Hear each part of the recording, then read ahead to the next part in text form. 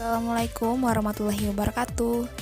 Halo teman-teman semua, jumpa lagi di podcast Latsar Asik bersama saya Fariza Dwi Cahaya.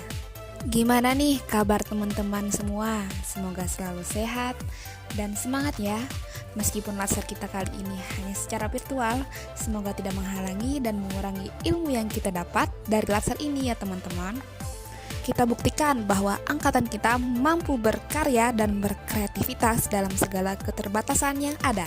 Pada kesempatan kali ini, saya akan menjelaskan mind mapping yang telah saya buat yang membahas tentang wawasan kebangsaan dan nilai-nilai bela negara. Wawasan kebangsaan dapat diartikan sebagai konsep cara pandang yang dilandasi akan kesadaran diri sebagai warga dari suatu negara akan diri dan lingkungannya di dalam kehidupan berbangsa dan bernegara. Selanjutnya, kenapa sih seorang warga negara Indonesia yang baik harus memiliki wawasan kebangsaan dan nilai-nilai bela negara yang baik juga? Nah, hal tersebut dapat kita lihat ketika kita flashback nih ke sejarah bangsa Indonesia. Ada beberapa titik penting di dalam sejarah bangsa Indonesia yang melandasi pentingnya wawasan kebangsaan dan nilai-nilai bela negara. Nah, pada masa perjuangan kemerdekaan, pemuda Indonesia mendirikan berbagai organisasi untuk mendukung kemerdekaan Indonesia. Antara lain organisasi Budi Utomo yang berdiri pada tanggal 20 Mei 1908, organisasi Perhimpunan Indonesia, organisasi Kongres Pemuda I, Kongres Pemuda II, organisasi BPUPKI, dan organisasi PPKI. Selanjutnya, terdapat 4 konsensus dasar yang melandasi wawasan kebangsaan dan nilai-nilai bela negara. Yang pertama adalah Pancasila. Tentunya Pancasila sebagai landasan bagi kokoh tegaknya negara dan bangsa. Pancasila juga berfungsi sebagai bintang pemandu atau letsar, sebagai ideologi nasional, sebagai pandangan hidup bangsa, sebagai perkat atau pemersatu bangsa, dan wawasan pokok bangsa Indonesia. Nah, konsensus dasar yang kedua adalah Negara Kesatuan Republik Indonesia. Keberadaan Negara Kesatuan Republik Indonesia tidak dapat dipisahkan dari peristiwa proklamasi kemerdekaan 17 Agustus 1945. Karena melalui peristiwa proklamasi tersebut, bangsa Indonesia berhasil mendirikan negara sekaligus menyatakan kepada dunia luar bangsa lain bahwa sejak saat itu telah ada negara baru, yaitu Negara Kesatuan Republik Indonesia. Dasar yang ketiga ialah Undang-Undang Dasar 1945. Tentunya Indonesia sebagai negara hukum harus dong punya buku ataupun kitab undang-undang yang mengatur jalannya pemerintahan dan penyelenggaraan negara. Yang terakhir yaitu Bhinneka Tunggal Ika, beragam-ragam tetapi tetap satu juga. Itulah kelebihan, salah satu kelebihan dari Indonesia.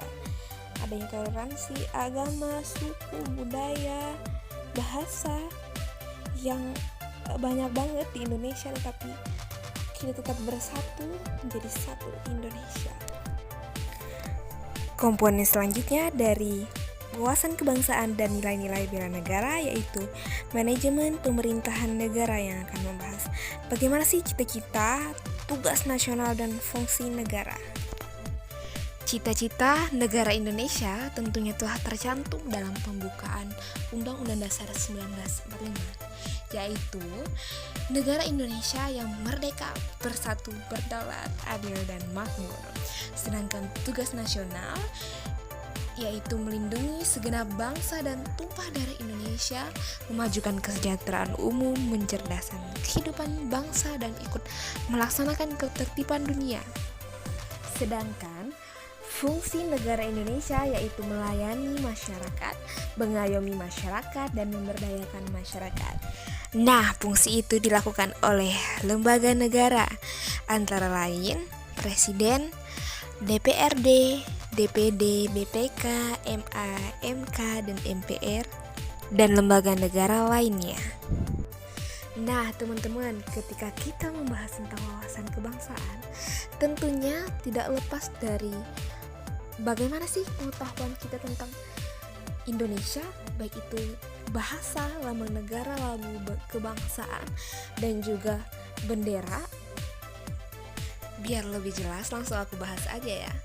Bendera Indonesia itu terdapat pada pasal 1 ayat 1 Undang-Undang Republik Indonesia nomor 24 tahun 2009 tentang bendera, bahasa, dan lambang negara serta lagu kebangsaan. Bendera Negara Kesatuan Republik Indonesia yang selanjutnya disebut bendera negara adalah sang merah putih. Nah, perlu kalian ingat ya, sang merah putih.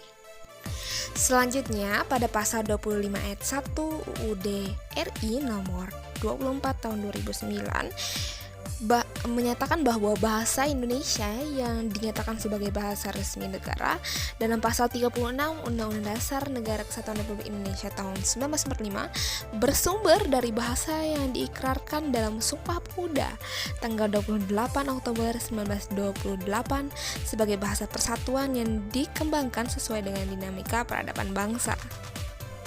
Nah, lambang negara dibahas pada pasal 46 Undang-Undang RI nomor 24 tahun 2009. Lambang Negara Kesatuan Republik Indonesia berbentuk Garuda Pancasila yang kepalanya menoleh lurus ke sebelah kanan, perisai berupa jantung yang digantung dengan rantai pada leher Garuda, dan semboyan Bhinneka Tunggal Ika ditulis di atas pita yang dicengkram oleh Garuda.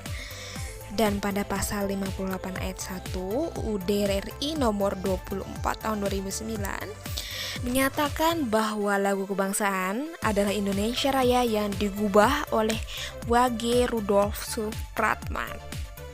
Nah, digubah itu artinya diciptakan ya teman-teman. Nah, selanjutnya sampai kita pada pembahasan bela negara. Bela negara adalah tekad, sikap, dan perilaku serta tindakan warga negara baik secara perseorangan maupun kolektif dalam menjaga kedaulatan negara, keutuhan wilayah, dan keselamatan bangsa dan negara yang dijiwai oleh kecintaan kepada negara, Kesatuan Republik Indonesia yang berdasarkan Pancasila dan Undang-Undang Dasar Republik Indonesia tahun 1945 dalam menjamin keberlangsungan hidup bangsa Indonesia dan negara dari berbagai ancaman. Hal tersebut terdapat pada pasal 1 ayat 1 UUD RI nomor 23 tahun 2019. Nah, teman-teman, kalian pada tahu nggak kalau bela negara itu ada hari peringatannya juga loh? Nggak tahu, nggak suka gue. Bukan ya, itu nggak mau ya. Nah, Hari Bela Negara ditetapkan dengan keputusan Presiden Republik Indonesia nomor 28 tahun 2006 tentang Hari Bela Negara yang jatuh pada tanggal 18 Desember 2006. Ketika kita berbicara tentang bela negara, sebagai seorang ASN tentunya kita harus menerapkan beberapa hal jika kita mau disebut seorang yang memiliki jiwa bela negara. Hal pertama yang harus kita miliki adalah cinta tanah air. Gimana ya caranya kita tahu kalau seseorang tersebut sudah memiliki sifat cinta tanah air atau belum memiliki sifat cinta tanah air? Nah, di sini aku akan menjelaskan beberapa indikator yang dapat mengukur hal tersebut. Yang pertama ialah menjaga tanah dan pekarangan serta seluruh ruang wilayah Indonesia. Ketika kamu udah punya jiwa menjaga, baik itu dengan hal kecil aja, kamu gak buang sampah sembarangan, gak tebang pohon sembarangan, gak buang puntung rokok di hutan yang bisa menyebabkan kebakaran hutan, gak bakar ladang sembarangan, itu berarti kamu udah memiliki sifat cinta tanah air. Yang kedua adalah jiwa dan raganya bangga sebagai bangsa Indonesia. Nah, ketika kamu bangga nih menjadi bangsa Indonesia, kamu mengakui kamu bangsa Indonesia ketika kamu kuliah di luar negeri ataupun kamu berkomunikasi dengan orang luar, itu udah menjadi salah satu bukti bahwa kamu cinta tanah air. Indikator selanjutnya yaitu jiwa patriotisme terhadap bangsa dan negara, menjaga nama baik bangsa dan negara, memberikan kontribusi pada kemajuan bangsa dan negara, serta bangga menggunakan hasil produk bangsa Indonesia. Tentunya sebagai generasi muda zaman sekarang yang udah era digital, udah maju, kita harus tentunya gak kalah dong sama orang luar. Kita harus berkontribusi membangun negara sebagai bentuk dari cinta tanah air itu sendiri. Kalau contoh sebagai seorang ASN ya, kita harus dapat berkontribusi memajukan negara dalam bidang pemerintahan tentunya. Salah satunya dengan pemerintahan yang jujur, bersih, tanpa korupsi, dan juga menjadikan rakyat sejahtera. Lanjut pada komponen selanjutnya, yaitu kesadaran berbangsa dan bernegara. Nah, ada beberapa indikator yang mengukur bahwa seseorang tersebut sudah sadar belum berbangsa dan bernegara. Lanjut masuk ke komponen kesadaran berbangsa dan bernegara.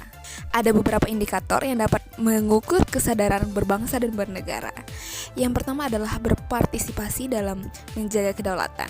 Yang kedua, ikut serta dalam pemilu. Yang ketiga, aktif dalam organisasi, profesi kemasyarakatan maupun politik. Yang keempat, menjalankan hak dan kewajiban sebagai warga negara sesuai peraturan perundang-undangan. Yang kelima, berpikir, bersikap, dan berbuat yang terbaik bagi bangsa dan negara. Itu tadi beberapa indikator yang dapat mengukur kamu tuh udah memiliki kesadaran berbangsa dan bernegara atau belum nih teman-teman. Gimana? Komponen selanjutnya yaitu setia pada Pancasila sebagai ideologi negara. Nah, untuk mengukur apakah kita udah setia pada Pancasila sebagai ideologi negara itu ada beberapa indikator lagi. Yang pertama, mengembangkan nilai Pancasila. Yang kedua, paham nilai-nilai dalam Pancasila. Yang ketiga, mengamalkan nilai-nilai Pancasila dalam kehidupan sehari-hari. Selanjutnya, yakin dan percaya Pancasila sebagai negara.